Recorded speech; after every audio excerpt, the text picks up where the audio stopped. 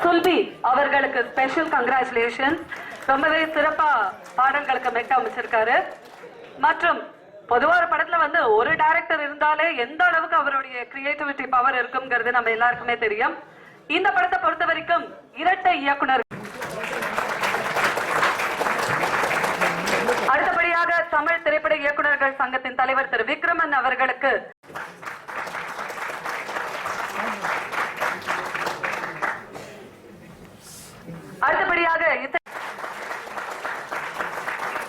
அடுத்தபடியாக திரு விஜய் முரளி அவர்களுக்கு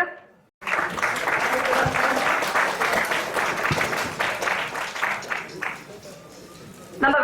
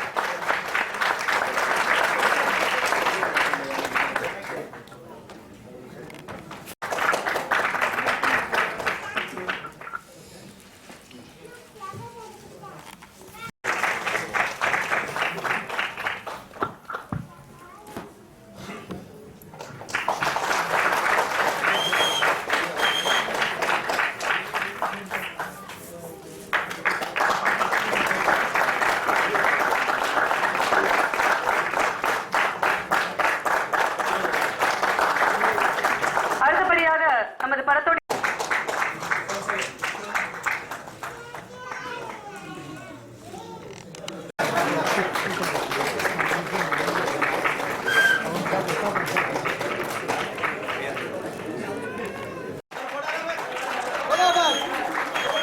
அகிலா இப்பவே ஒரு ரசிகர் பட்டாளத்தையே உருவாக்கிட்டியம்மா.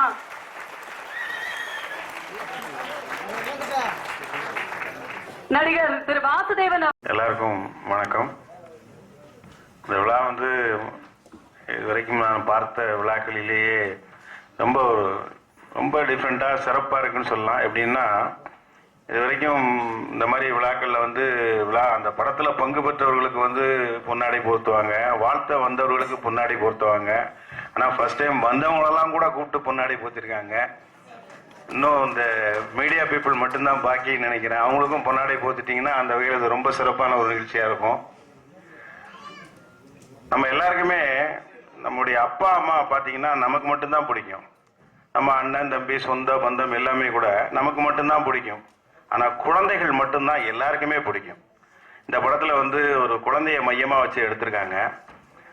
ஏற்கனவே குழந்தையை மையமாக வைத்து எடுத்த பல படங்கள் எல்லா லாங்குவேஜிலுமே ஹிட் ஆகிருக்கு. இங்கிலீஷில் பேபிஸ் டே அவுட்ல இருந்து, தமிழில் குழந்தையும் தெய்வமும், அப்புறம் ராமநாராயணன் சார் துர்கா, இப்படி நிறைய படங்கள் பேபி ஃபேமிலியை வச்சே ஒரு 6-7 படங்கள் பண்ணி சூப்பர் டூப்பர் ஹிட் பண்ணார். அது மாதிரி இந்த படமும் அகிலான்ற ஒரு குழந்தையை மையமாக வச்சு எடுத்திருக்காங்க. நிச்சயமாக குழந்தைகள் எப்படி நமக்கு பிடிக்குதோ அதே மாதிரி இந்த குழந்தையை மையமாக வைத்து எடுக்கப்பட்ட அந்த படமும் எல்லார் மனதையும் கவரும்னு சொல்லி நான் நம்புகிறேன். அப்புறம் இந்த படத்தினுடைய புது இசையமைப்பாளர் சில்பி, ஏன்னா சுல்பி. நான் வரும்பொழுது கிட்டத்தட்ட 2 பாட்டு முடிஞ்சிச்சா என்னன்னு எனக்கு தெரியல. நான் ஒரே ஒரு பாட்டு தான் பார்த்தேன். அதுவும் அந்த பாட்டினுடைய எண்டு போர்ஷன் தான் பார்த்தேன். பார்த்தோடனே ரொம்ப கேட்சுவாக இருந்தது. வெட்டவெளி காட்டுக்குள்ள அப்படின்ட்டு தொடங்குற அந்த ஒரு ஃபோக் ஸ்டைல் சாங். அது ரிதம் கூட ரொம்ப நல்லா இருந்தது அந்த பாட்டில். ஒரு நிலாக்காய் நேரம் நல்ல நேரம் மாதிரி ஒரு 30 ஆண்டுகளுக்கு பிறகு அந்த மாதிரி ஒரு அழகான ஒரு பாடலாக இருந்தது அந்த பாட்டு. மியூசிக் டைரக்டருக்கு வாழ்த்துக்கள். இந்த படம் மிகப்பெரிய ஒரு வெற்றி படமாக அமையணும். அந்த படத்தினுடைய இயக்குனர் எங்களுடைய சங்க உறுப்பினர் எங்களை அழைத்தார். சரி போவோம் அப்படின்னு பார்த்தோம். இங்கே பார்க்கும் பொழுது 2 இயக்குனர்ன்ற உண்மை எனக்கு இங்கே தான் தெரியுது. அதில் ஒருத்தர் இன்னும் உறுப்பினர் ஆகலை. தயவுசெய்து ஆயிருங்க ப்ளீஸ். ஏன்னா நாங்களே ஒரு தீர்மானம் போட்டிருக்கோம். நம்ம சங்க உறுப்பினர்கள் இல்லாத யாருடைய ஆடியோ ஃபங்க்ஷன்லையும் நம்ம கலந்துக்க வேண்டாம், எந்த ப்ரொமோஷன்லையும் நம்ம கலந்துக்க வேண்டாம் அப்படின்னு சொல்லி நாங்கள் ஒரு முடிவு பண்ணியிருக்கோம். அதை இப்போ தயாரிப்பாளர் சங்கம் கூட ஃபாலோ பண்ண ஆரம்பிச்சிட்டாங்க. நான் கேட்குறேன், நமக்கு அதாவது நம்ம ஒரு கல்யாணம்னா கூட நமக்கு வேண்டியவங்க சொந்த பந்தம் தெரிஞ்சவங்க ஃப்ரெண்ட்ஸ் கல்யாணத்துக்கு தான் போவோமே தவிர தெரியாதவங்க யாரோ கூப்பிட்டா நம்ம நிச்சயமா போக மாட்டோம். அந்த மாதிரி தான் ஆடியோ ஃபங்க்ஷனும். நம்ம வந்து நம்முடைய மெம்பர்ன்ற ஒரே காரணத்துக்காக மட்டும்தான் நம்முடைய பல வேலைகளையும் விட்டுட்டு நம்ம வந்து சிரமம் எடுத்து நம்ம கார்ல நம்ம பெட்ரோல் போட்டுட்டு எங்கிருந்தோ வர்றோம் போறோம் இதெல்லாம் அட்டன் பண்றோம். அதில் மெம்பர் கூட இல்லை அப்படின்னு சொன்னால் அந்த ஃபங்க்ஷன் அட்டன் பண்ண வேண்டிய அவசியம் நமக்கு இல்லை. ஏன்னா நம்ம இன்னைக்கு இப்போ நான் வந்து காளிகாம்பாள் கோயிலுக்கு போகணும், நாளைக்கு எனக்கு பிறந்த நாள். இப்போ நான் கிளம்பி போனால் எனக்கு 1 hour ஆகும். ரொம்ப நன்றி எல்லாருக்குமே. ஸோ தயவுசெய்து இனிமேல் வந்து யாருமே தவறாக எடுத்துக்காதீங்க. இயக்குனர் சங்கத்தில் உறுப்பினர் இல்லாத யாருடைய ஃபங்க்ஷன்லையும் இயக்குனர் சங்க நாங்கள் மட்டும் இல்லை, நிர்வாகிகள் மட்டும் இல்லை, மற்ற இயக்குநர்கள் கூட கலந்து கொள்ளக்கூடாது அப்படின்னு சொல்லி நாங்கள் கேட்டுக்கிறதா இருக்கோம். ஏன்னா இவங்க என்ன சொல்றாங்க, யாராவது இப்போ மணிரத்னம் சார் மாதிரி ஒரு டைரக்டரை கூப்பிடும்போது, சார் அது விக்ரமன் சார் வர்றாரு, சார் செல்வமணி சார் வர்றாரு, அவர் வர்றாரு, இவர் வர்றாரு, சரி நானும் வர்றேன் அப்படின்றாங்க. இவங்க சும்மா வந்து சில பேர் என்ன பண்றாங்க, எங்ககிட்ட கேட்காமலே எங்க பேரையும் போட்டுறாங்க. பேரை போட்டுட்டாங்களேன்றதுக்காக நம்ம ஒரு வழி இல்லாம அந்த ஃபங்க்ஷன்ல அட்டன் பண்ண வேண்டியதா இருக்கு. இது நமக்கும் சிரமங்கள் இருக்கு. இது ஒரு நிர்வாகத்தில் இருக்கும்ன்றதுக்காக 24 மணி நேரமும் நம்ம இதுக்காகவே நம்ம உழைக்க முடியாது. நமக்கும் சொந்த வேலைகள் இருக்கு, எல்லாமே இருக்கு. ஸோ அதனால தயவு செய்து இயக்குனர் சங்கத்தில் மதிச்சு நீங்கள் இயக்குனர் சங்கத்தில் உறுப்பினர் ஆகிற பட்சத்தில் உங்கள் படத்துக்கான எல்லா ப்ரொமோஷனுக்கும் நாங்கள் ஹெல்ப் பண்ணுவோம். நிச்சயமாக ஒரு ஆடியோ ஃபங்க்ஷன் ஆகட்டும், நீங்கள் ப்ரெஸ் மீட் ஏதாவது போடுங்க, அது மாதிரி ப்ரெஸ் ஷோ, நீங்கள் படமே வந்து ஒரு ப்ரிவியூ ஷோ போட்டு அந்த படம் பார்த்துட்டு அந்த படத்தை பற்றி சொல்லுங்கள். நிச்சயமாக நாங்கள் நல்லதாக பாராட்டி பேசுவோம், அந்த படத்துக்கு சப்போர்ட் பண்ணுவோம். நேற்று கூட பார்த்துருப்பீங்க, இனம் படம் வந்து நிறைய பிரச்சனைகள் வந்தும் கூட அதை நாங்கள் சுமூகமாக தீர்த்து வச்சு இன்னைக்கு அந்த படம் வந்து வெற்றிகரமாக போயிட்டு இருக்கு. அவரும் நாங்கள் மெம்பர்களை சில பேர் கொஞ்சம் அதிருப்தி தெரிவிச்சாங்க, சில காட்சிகளை ரிமூவ் பண்ணணும்னு சொன்னாங்க. உடனே தயாரிப்பாளர் லிங்குசாமிக்கு ஃபோன் பண்ணி சொன்னோம், இந்த மாதிரி இந்த காட்சிகள் ஒரு 4-5 சீன் அப்ஜெக்ஷன் பண்ணுறாங்க அப்படின்னோம். உடனே அவர் ரிமூவ் பண்ணிட்டாரு. நாளைக்கு உங்களுக்கு ப்ரெஸ்ஸுக்கெல்லாம் அந்த மெசேஜ் வந்திருக்கும்னு நான் நினைக்கிறேன். நாளைக்கு பார்த்தீங்கன்னா எந்த பிரிண்டிலுமே அந்த ஆட்சேபனைக்குரிய காட்சிகள் கிடையாது. இப்படி நாங்கள் வந்து சந்தோஷம்லேருந்து எல்லாருக்குமே நாங்கள் வந்து ஒரு இயக்குனராக உள்ள எல்லாருக்குமே என்ன பிரச்சனை வந்தாலும் சரி நாங்கள் சப்போர்ட் பண்ணுறோம். இன்னும் கூட அந்த நேரத்தில் ஒன்று சொல்லிக்க விரும்புகிறேன், தலைவா படத்துக்கு கூட ஒரு சின்ன சிக்கல் எழும்பொழுது நாங்கள் அதுக்காக ஒரு மீட்டிங் போட்டு எல்லா இயக்குநர்களையுமே கூப்பிட்டு அதில் வந்து அந்த படத்துக்கு முதலமைச்சர்களுக்கு வேண்டுகோள் விடுக்கணும்னு தான் நாங்கள் வச்சுருந்தோம்.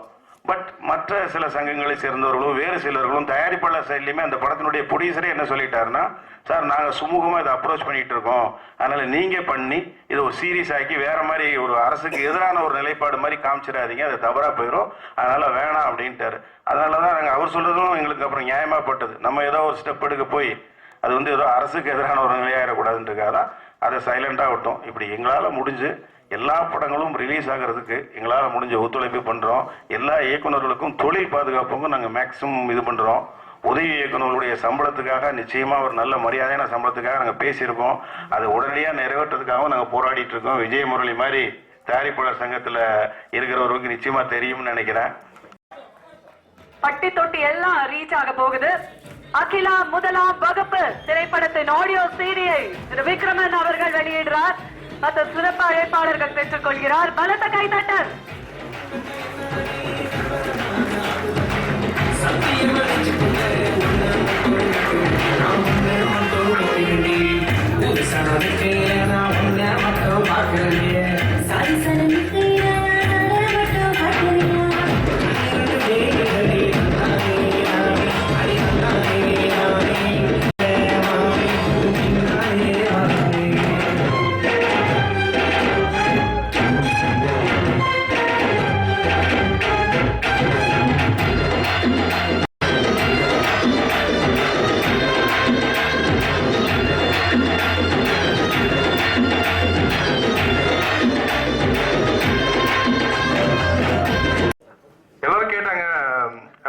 விக்ரம் சார் கூட கேட்டாரு, நீங்க ரொம்ப ஃபங்க்ஷன்லாம் போக மாட்டீங்க, இதுக்கு வந்திருக்கீங்களா, எதுக்கு வந்திருக்கீங்கன்னு கேட்டாரு.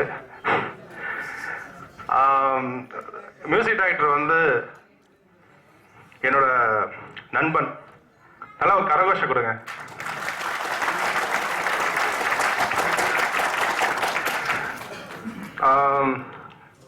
நான் வந்து நல்லா படிச்சிருக்கணும், படிக்காதது காரணமே சுல்பி தான். ஏதோ கெட்ட விஷயம்லாம் கிடையாது. நானும் சுல்பி, இங்க டெரிக் இருக்காரு, டெரிக் அவர்களை மேடைக்கு வருமானம் அழைக்கிறோம். ஆமா, பயப்படாது, எதுவும் பண்ண மாட்டாங்க. டெரிக்கு நல்லா கரகோஷம் கொடுங்க. நாங்கள் 3 பேர் தான் ஃப்ரெண்ட்ஸு. இப்போ டெரிக்ன்றவர் வந்து எல்லா மியூசிக் டைரக்டருக்கும் வந்து ட்ரம்மராக இருக்கார், எனக்கும் ப்ளே பண்ணுறாரு. ஸோ சின்ன வயசுலேருந்து நாங்கள் சுல்ஃபி டெரிக் வந்து மியூசிக்கில் வந்து ரொம்ப ஈடுபாடு ஜாஸ்தி. ஏன்னா சுல்ஃபியோட ஃபாதர் வந்து the great singer Zero Babu அவர்கள். அவர் வந்து மலையாளத்துலேயும் சரி தமிழ்லேயும் மிகப்பெரிய சிங்கர். கண்டிப்பாக அவரோட பிளெஸிங் வந்து சுல்ஃபி கண்டிப்பாக இருக்குது. சுல்ஃபி மட்டும் இல்லை, அவரோட அண்ணன் சூரஜும் வந்து மிகப்பெரிய சிங்கர். அவரோட அண்ணன் மட்டும் இல்லை, சுல்ஃபியோட தங்கச்சி தீபா கூட மிகப்பெரிய சிங்கர், ரொம்ப நல்லா பாடுவாங்க. கிளாப் பண்ணுங்க. ஸோ எனக்கு சுல்ஃபி வந்து இந்த ஆடியோ ஃபங்க்ஷன் மட்டும் இல்லை, அவர் 100 படம் தாண்டி 500 படம் தாண்டி 1000 படம் தாண்டி வர கூட நான் வருவார் ஆடியோ ஃபங்க்ஷனுக்கு. கண்டிப்பாக இது நடக்கும். ஏன்னா சுல்ஃபிக்கு அவ்வளோ டேலண்ட் இருக்கு. முக்கியமாக ஹீரோ நசீர் சார் ரொம்ப க்யூட்டாக இருக்காரு. இது என்ன படம்னு தெரியல, எதை மாதிரி ஜானர் படம்னு தெரியல. ஆனால் என்னை பொறுத்த வரைக்கும் இது குடும்ப படம். ஏன்னா வந்து நம்ம ஹீரோ சாரோட மச்சான் தான் சுல்ஃபி. ஸோ இது உண்மையாக நல்ல குடும்ப படம். நம்ம ஹீரோவோட டாக்டர் தான் வந்து அகிலா. ஸோ உண்மையாக வந்து இது உண்மையாக நல்ல குடும்ப விஷயம், நல்ல குடும்ப படம். முக்கியமாக வந்து எனக்கும் 2 பாப்பா இருக்கு. எது சொன்னாலும் கேட்காது. இப்போவே எப்படிதான் இந்த அகிலா பாப்பா வந்து நடிச்சு சொல்றது வந்து கேட்டு, அதுக்கு வந்து முக்கியமான காரணம் அவங்க பேரண்ட்ஸ் தான். அவங்களுக்கு நல்லா கரகோஷம் கொடுங்க. தென் இந்த படத்தில் வந்து டைரக்டர்ஸ்க்கு மிகப்பெரிய வாழ்த்துக்கள். பாட்டு ரொம்ப நல்லா இருந்தது. ஹீரோயின்ஸ் அவங்களுக்கும் வாழ்த்துக்கள், ரொம்ப நல்லா பெர்ஃபார்ம் பண்ணியிருக்காங்க. டான்ஸ் மாஸ்டர் அந்த பாடல்கள் எழுதினவங்க. அப்புறம் வந்து சுல்ஃபி இந்த படத்தில் வந்து ஒரு 3 சிங்கர்ஸை இன்ட்ரடியூஸ் பண்ணியிருக்காரு. வாழ்த்துக்கள் அவங்களுக்குமே. இந்த படம் பெரிய அளவில் வெற்றி பெற என்னோட வாழ்த்துக்கள். நன்றி, வணக்கம். Thank you so much. திங்க் பண்ணுவோம், ஆனா பல ஆங்கிள் திங்க் பண்ணக்கூடிய மிகப்பெரிய திறமைசாலி திரு விஜய் முரளி அவர்கள் இப்போ இந்த பேசுவார் பாருங்களேன். பெப்சி முன்னாள் தலைவர் வி.சி. குகநாதன் அவர்களே, இங்கு வாழ்த்தி விட்டு சென்றுள்ள தமிழ்நாடு திரைப்பட இயக்குநர்கள் சங்க தலைவர் விக்ரமன் அவர்களுக்கு இந்த யூனிட் சார்பில் இந்த நேரத்தில் நன்றியை தெரிவிச்சுக்கலாம். ஏன்னா அவர் நாளைக்கு பிறந்த நாளை வச்சுக்கிட்டே இன்னைக்கு அவசரமாக இங்கே வந்துட்டு போயிருக்கிறாருன்னா அதுக்கு தான் இந்த குழுவினருக்கு ஒரு மிகப்பெரிய சிறப்பு. அதே மாதிரி ஸ்ரீகாந்த் தேவா வந்திருக்கிறாரு. அர்ச்சனா வந்து ஸ்ரீகாந்த் தேவா கடைசியாக பேச வச்சிருக்கணும். ஏன்னா எப்பயுமே ஒரு படத்தில் டைரக்டர் கார்டு வந்த பிறகு தான் படம் பார்ப்போம். இப்போ அவர் பேசி முடித்த பிறகு நான்லாம் பேசி யார் கேட்க போகிறீங்க. அதுக்கப்புறம் குணா சார் பேசும்போது கொஞ்சம் நல்லா இருக்கும் உங்களுக்கு. இந்த படத்தோட இசையமைப்பாளர் வந்து சுல்பின்னு பேர் வச்சிருக்கிறாரு. நமக்கெல்லாம் குல்பி தான் தெரியும். அந்த அளவுக்கு இந்த படத்தில் டேஸ்ட்டாக இருக்குது. ஃபர்ஸ்ட் ஒரு ஐட்டம் சாங் பார்த்தோம். அந்த சாங்கில் பார்த்தீங்கன்னா முமைத் கான் மாதிரியே ஒரு ஆளை பிடிச்சி ஆட வச்சுருக்காங்க. அதே மாதிரி இருக்கு எல்லாமே. ஸோ அதனால எல்லாம் அந்த சாங்கை நீங்கள் ரசிச்சிருப்பீங்க. அதுக்கப்புறம் வந்து கமல் படத்தில் ஒரு பாட்டு இருக்கும் உங்களுக்கு, சகலகலா வல்லவன்ல நிலா காயுது நேரம் நல்ல நேரம்னு ஒரு பாட்டு. அதே மாதிரி ஹீரோ ஹீரோயினை உருட்டி எடுத்திருக்காங்க அந்த ஒரு பாட்டில். ஸோ அதில் வந்து அவங்க 2 பேரும் வாழ்ந்துருக்குறாங்க, நம்ம எல்லாம் பார்த்துக்கிட்டு தான் இருக்கிறோம். ஸோ அது வரைக்கும் ரொம்ப சந்தோஷம். இந்த படத்தில் வந்து 2 பேர் டைரக்ட் பண்ணியிருக்கிறாங்க. தேவராஜ் மோகன் டைரக்டர் 2 பேர் இருந்தாங்க. நல்ல படங்கள்லாம் கொடுத்தாங்க. அவங்க அன்னக்கிளின்ற ஒரு படம் உங்களுக்கு எல்லாருக்குமே தெரியும். அதுக்கப்புறம் தொடர்ந்து சில்வர் ஜூப்ளி படங்கள்லாம் கொடுத்தவங்க தேவராஜ் மோகன் 2 பேர். அதே மாதிரி விஸ்வநாதன் ராமமூர்த்தி ரெட்டையர் வந்து சகாப்தம் படைச்சவங்க தமிழ் சினிமாவில். சங்கர் கணேஷ் அதே மாதிரி ரெட்டையராக இருந்து சகாப்தம் படைச்சவங்க. ஸோ அந்த வரிசையில் இந்த இயக்குநர்களும் நல்ல மிகப்பெரிய பேர் எடுக்கணும். 2 பேரும் ஒத்துமையாக கடைசி வரைக்கும் ஒரு 100 படமாவது பண்ணணும். அவங்க அது வரைக்கும் அவங்க ஒத்துமையாக இருக்கணும். ஏன்னா இப்போ வந்து ஸ்ரீகாந்த் தேவா சார் வந்திருக்கிறாருன்னா ஒரு திறமைசாலியை வந்து வாழ்த்துறதுக்காண்டி வந்திருக்கிறாரு. எல்லா படங்களுக்கும் அவர் வர்றதில்லை. அவருக்கு பிடிச்சிருக்கணும், அதே சமயம் அந்த பாட்டும் பிடிச்சிருக்கணும். அதனால வந்து வாழ்த்தினாரு. அது வந்து இந்த யூனிட்டு கிடைச்ச மிகப்பெரிய சிறப்பு. இந்த படத்தோட அகிலா 1ஆம் வகுப்பு கம்பெனி பேரே பார்த்தீங்கன்னா தாய் திரையரங்கம் இளங்கவி கலைக்கூடம்னு வச்சிருக்கிறாங்க. நல்ல தமிழ் ஆர்வம் இவங்ககிட்ட இருக்கு. ஸோ அதுக்கே நம்ம ஒரு பாராட்டு தெரிவிக்கணும் அவங்களுக்கு. இந்த படம் வந்து குழந்தைகளுக்காக வேண்டி ஒரு நல்ல படமா இருக்கும்னு நினைக்கிறேன். அதில் கொஞ்சம் சென்டிமெண்ட்லாம் வச்சு பண்ணியிருக்கிறாங்க. பூந்தளின்னு ஒரு படம் நம்ம தமிழ்நாட்டில் ஒரு நல்ல படம் ரிலீஸ் ஆச்சு. இளையராஜா அருமையான சாங்கெல்லாம் போட்டிருப்பாரு. ஒரு குழந்தை வச்சின படம். அந்த படம் அப்போ நல்லா பெரிய வெற்றி அடைஞ்சது. அந்த படம் அளவுக்கு இந்த படம் வெற்றி அடைன்னு நினைக்கிறேன். ஸோ இது மாதிரி தொடர்ந்து நம்ம பேசிட்டே இருந்தோம்னா அடுத்தடுத்து பேசணும்னு எங்கள் சேனல்காரங்கெல்லாம் வந்து சிடியே ரிலீஸ் பண்ணாச்சு, நீ எதுக்கே வருகிறங்கிற மாதிரி பார்த்துட்டு இருக்கிறாங்க. ஸோ அதனால வந்து அவங்களுக்கு அவனையும் நான் சீக்கிரம் முடிச்சுக்கிறேன். அடுத்து கோனா சார் வந்து உங்ககிட்ட பேச போறாரு. இதுல பெரிய ஹைலைட்டான சிறப்பு என்னன்னா, இந்த படத்துல நசீர்னு ஒருத்தர் நடிச்சிருக்காரு. அவரை மாஸ்டரா முதலாளி அம்மாங்கிற படத்துல இன்ட்ரோடியூஸ் பண்ணவர் வி.சி. கோகுநாதன். அது ஒரு பெரிய சிறப்பு. அவரே இந்த ஆடியோ ஃபங்க்ஷனுக்கு வந்திருக்குது. அதை விட பெரிய சிறப்பு இது. ஸோ இது மாதிரி நிறைய தகவல்கள் இதில் இருக்கு. பத்திரிக்கையாளர்களுக்கு இந்த தகவல்லாம் சொல்லியிருக்கிறேன். அதனால நீங்கள் அங்கங்கே பிட்டு நியூஸில் போடலாம். ஆனால் பிட்டா போட்டுறாதீங்க.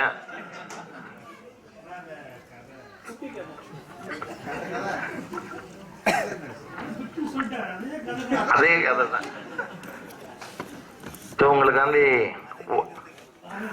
டாக்டர் கிட்ட வந்து ஒரு பேஷண்ட் வந்து ட்ரீட்மெண்ட் பண்ணாரு. ட்ரீட்மெண்ட் முடிஞ்ச உடனே உனக்கு அதிகமான சுகர் இருக்கு, ஸோ அதனால வந்து ட்ரீட்மெண்ட் எடுக்கணும்னு சொல்லிட்டு மருந்து மாத்திரை கொடுத்து ஃபீஸ் கேட்டாரு.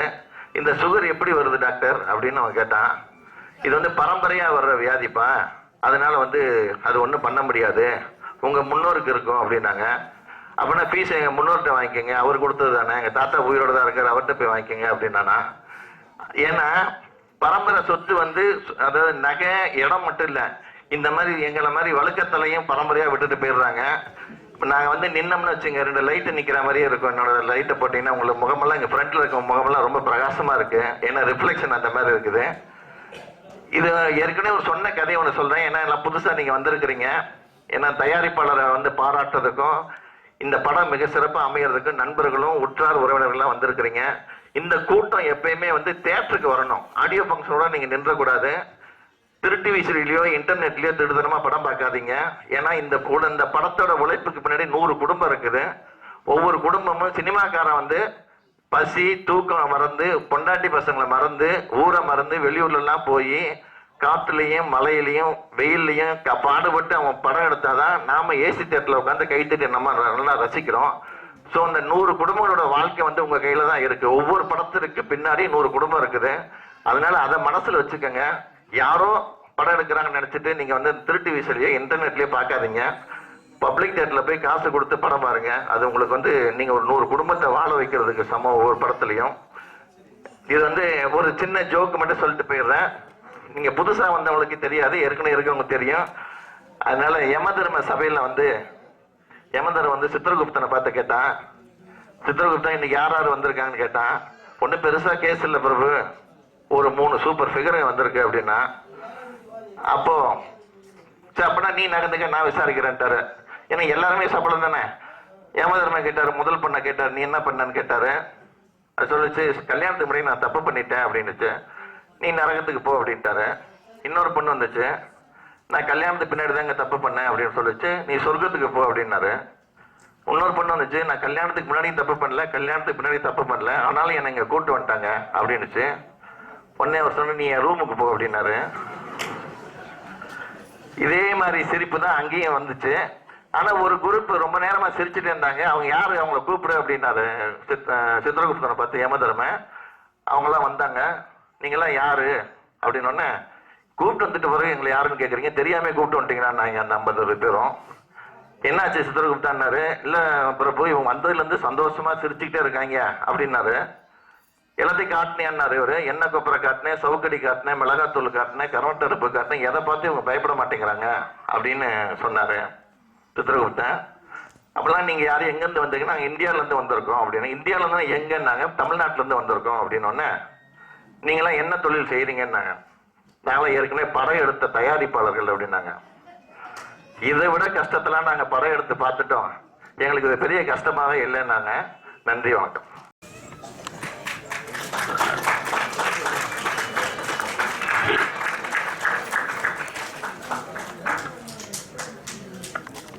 ஏன்னா யாருமே அதை சரியா கவனிச்சு பேசினாங்களோ பேசலையோ, அல்லது அதை பத்தி தெரியுமோ தெரியாதோ தெரியாது, அதிகமான குழந்தைகள் படம் பண்ணவன் நான் தான்.